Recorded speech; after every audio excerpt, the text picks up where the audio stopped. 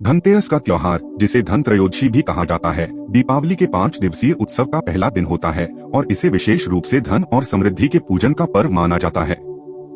इस दिन की पौराणिक कथा मुख्य रूप से समुद्र मंथन और भगवान धन्वंतरी से जुड़ी हुई है।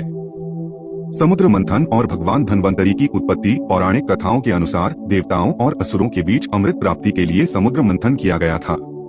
इस मंथन के दौरान कई अमूल्य रत्न और वस्तुएं समुद्र से निकली, जिनमें से एक था धन और समृद्धि के देवता भगवान कुबेर और दूसरा था आयुर्वेद के देवता भगवान धन्वंतरी, जो अपने हाथों में अमृत कलश लेकर प्रकट हुए। भगवान धन्वंतरी के आगमन के कारण ही इस दिन को धनतेरस के रूप में मनाया जाता है। माना जाता है कि इस दिन भगवान धन्वंतरी की पूजा करने से स्वास्थ्य और धन में वृद्धि होती है। राजा हेम और उनके पुत्र की कथा।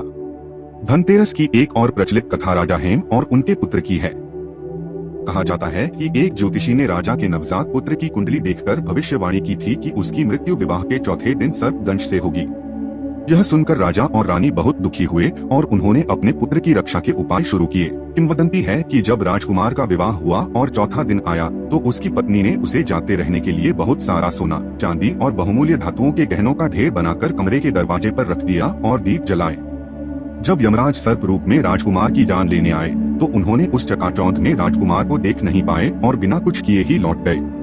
तब से इस दिन को धनतेरस के रूप में मनाया जाने लगा और मान्यता है कि इस दिन सोना चांदी खरीदने से समृद्धि और सुख समृद्धि का आगमन होता है। धनतेरस की पूजा और खरीदारी की परंपरा।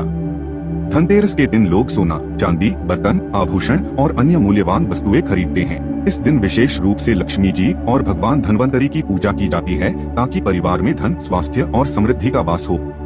इसे शुभ माना जाता है कि इस दिन नई वस्तुओं को घर में लाने से मां लक्ष्मी की कृपा बनी रहती है।